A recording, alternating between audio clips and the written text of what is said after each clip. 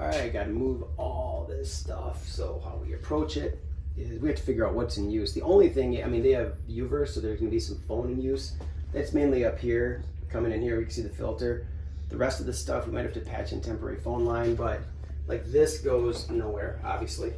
So we'll start getting this equipment out of here. I'm cutting this big monster, 25 pair, whatever that is. We'll get that out of there.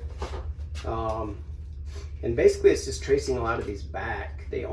So as long as they don't, 98% of this, 99% of the stuff is going to be gone. So right now it's just a matter of cutting, getting this box out of here. Yeah, that's why these are best to do. I like doing them over the weekend because when the office is running and open, it gets miserable because people don't want to be down. But on a weekend I can do it. They can be down and just work. It's so much easier. So yeah, we'll be toning and identifying and moving all this stuff. So that's my fun weekend so far.